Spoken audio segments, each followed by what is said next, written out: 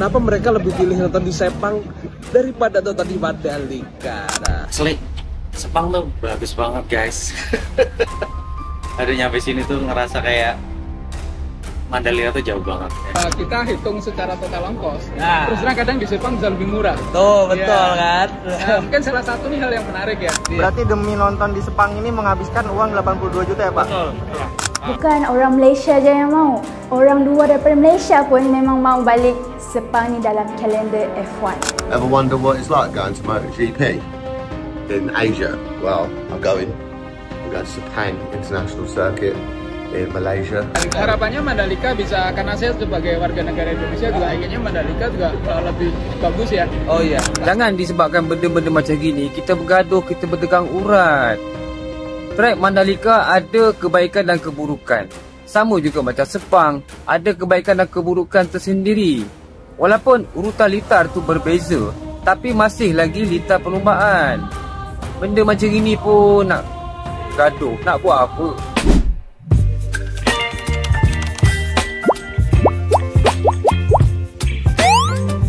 Halo semuanya, selamat datang kembali di channel Ria Oktorina.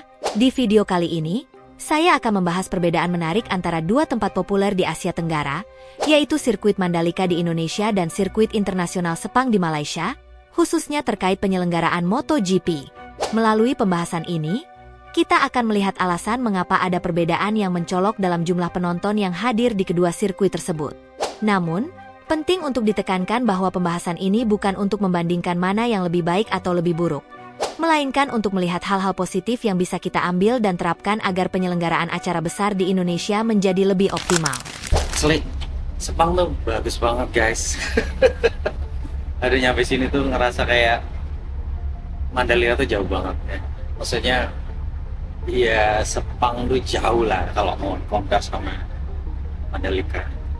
Jujur sebagai orang yang biasa di Mandalika nih, tiba-tiba ke Sepang ngelihat gimana Sepang yang wow, top. Gue juga pengen cari-cari nih orang Indonesia yang nonton di Sepang. Pengen tahu gue kenapa mereka lebih pilih nonton di Sepang daripada nonton di Mandalika. Nah, apa sih yang bikin orang Indonesia tuh lebih pilih nonton di sini daripada Mandalika? Ya, mungkin yang pertama, ya awalnya kan ada di Sepang dulu ya. Iya. Ya. Yang kedua, karena kadang kalau kita hitung secara total ongkos, terus terang kadang di Sepang bisa lebih murah. Tuh betul Ya. kan? Nah, mungkin salah satu nih hal yang menarik ya. Iya. Saya barusan ke toilet nih. Iya. Karena saya 2 tahun terakhir, Iya. saya kebetulan dapat akses ke corporate suite dan Iya. pedok. Oh. Jadi saya tidak pakai toilet yang di main grandstand. Oh iya. Yang saya kaget luar biasa ya, toiletnya barusan direnovasi bersih sekali. Oh. Padahal bubaran balap ya. Tapi di Mandalika juga Di pernah. Mandalika pernah saya 2 kali. Dua Yang kali, pertama di Mandalika mulai dan tahun kedua. Tahun kedua. Tahun ini enggak. Ya mudah-mudahan harapannya ada perbaikan lah di Ya, Mandalika. harapannya Mandalika bisa, karena saya sebagai warga negara Indonesia juga inginnya Mandalika juga lebih bagus ya. Oh iya. Pasti secara akses ke sirkuit rasanya itu penting. Oh, akses ke sirkuit masih susah. Ya, Hotel kemudian juga ya. Mungkin akomodasi mesti diatur Tuh juga. akomodasi Ya. kan, bener kan? Itu Dan intinya. mungkin satu hal juga, posisi nonton balap itu di Mandalika perlu diperhatikan yang enak. Karena Oh. di Mandalika biasa yang dijual itu lebih banyak di seperti di kita main grandstand. Tapi itu posisinya hanya di depan pedok. Oh. Yang mungkin seru waktu mau start, waktu lihat Iya. persiapan. Tapi begitu balap, mungkin trek lurus Oh, aja terlalu iya. kenceng tuh. Ya. Betul. Oke Kalau Om. di Malaysia ini main grandstandnya Iya, ada dua. main grandstand tuh ada Bisa di lihat situ ini, tuh. Bisa lihat dua sisi. Bisa lihat Iya. dua sisi. Jadi waktu Sepang Clash tuh di kejadian di tikungan yang situ ya. Iya, betul. Orang bisa lihat langsung Iya. tuh. Sama itu waktu Sepang Clash sama ya ini cuman Sepang Clash yang boleh dibilang paling memorable ya. Oke, kalau gitu. Oke. Berarti demi nonton di Sepang ini menghabiskan uang 82 juta ya Pak? betul. Pak, tapi untuk pengalaman apa? Ini udah keberapa kalinya nih nonton di sirkuit Malaysia?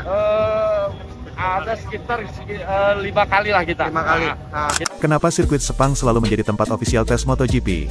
Keputusan tempat pre-season test diambil oleh tim balap, Dorna, IRTA, dan pemasok ban. 3 alasan ini menjadikan sirkuit Sepang selalu dipilih oleh mereka. Pertama, sirkuit Sepang memiliki tikungan siken atau tikungan yang menyerupai huruf S dan cukup sulit ditaklukkan. Kedua, Memiliki tricky slow corner, di Sepang terdapat beberapa sektor tikungan yang membutuhkan hard braking untuk memasukinya, seperti pada tikungan 9. Terakhir, suhu panas aspal yang ekstrim, dengan suhu seperti itu maka pengetesan komponen akan lebih real, khususnya pada rem, mesin, ban dan elektronik. Semua orang mau Sepang balik. Bukan orang Malaysia je yang mau. Orang luar daripada Malaysia pun memang mau balik Sepang ni dalam kalender F1.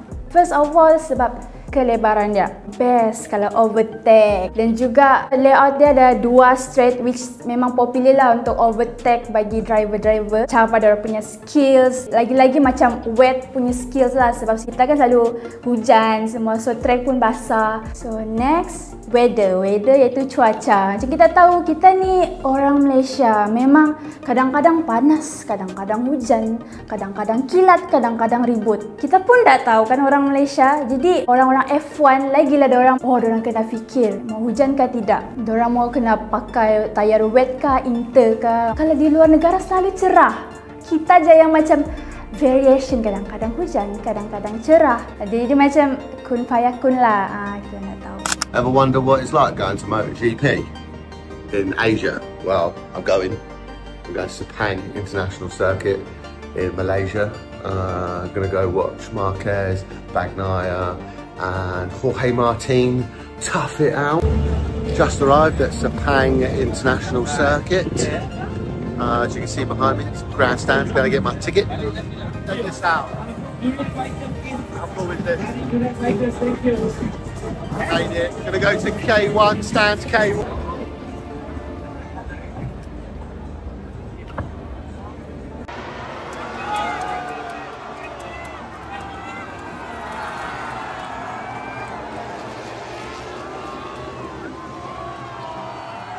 Thanks for joining me at MotoGP Sepang. Assalamualaikum, hai guys.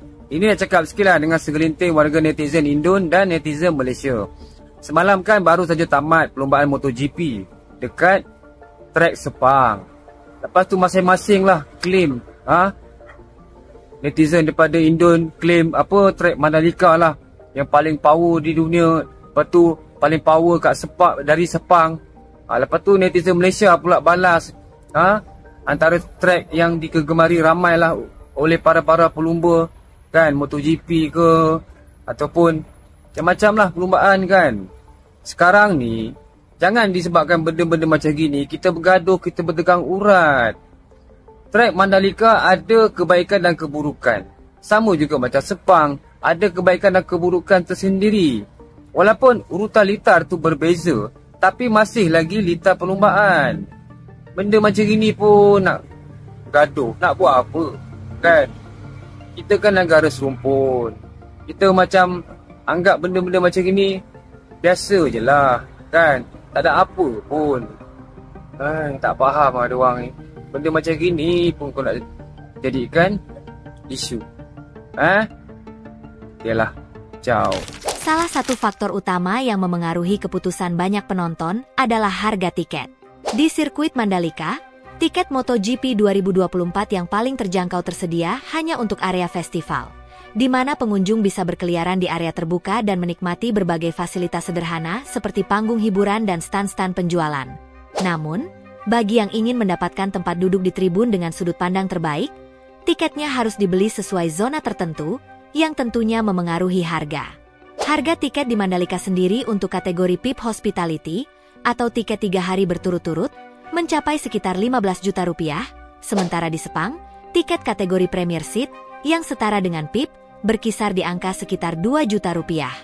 Selain harga tiket, biaya akomodasi dan transportasi juga menjadi pertimbangan penting bagi penonton. Hotel dan penginapan di sekitar sirkuit Sepang rata-rata jauh lebih terjangkau, berkisar antara Rp300.000 hingga Rp2 juta per malam, tergantung pada kelas hotelnya. Namun, di Mandalika, harga penginapan selama perhelatan MotoGP bisa melonjak hingga 5 kali lipat, bahkan lebih, karena permintaan yang tinggi dan ketersediaan kamar yang terbatas. Hal ini tentunya menjadi tantangan bagi penonton domestik yang ingin mendukung ajang internasional di tanah air mereka sendiri. Sepang International Circuit juga dikenal sebagai tempat favorit untuk sesi tes pramusim MotoGP, yang memberikan keuntungan kompetitif tersendiri. Terdapat 2 alasan utama di balik popularitas Sepang sebagai lokasi tes ini. Pertama, lokasinya yang strategis sangat dekat dengan fasilitas logistik internasional, sehingga memudahkan transportasi dan pengangkutan peralatan.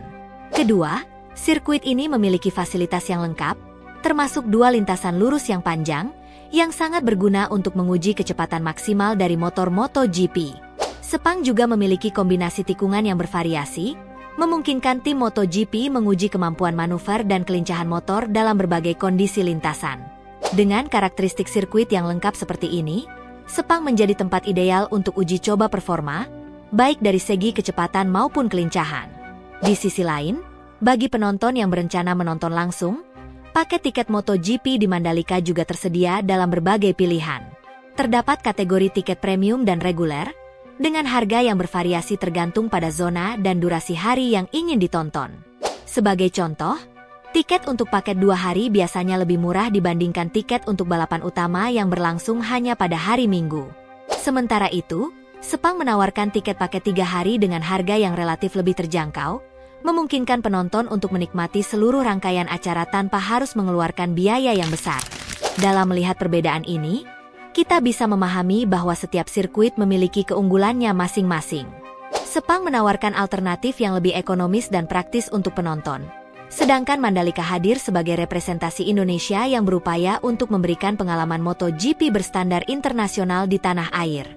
Hal-hal seperti harga tiket, akomodasi, dan fasilitas sirkuit tentunya bisa menjadi pembelajaran bagi kita semua, agar kedepannya penyelenggaraan MotoGP di Indonesia bisa lebih baik dan menarik lebih banyak penonton. Terima kasih sudah menonton hingga akhir.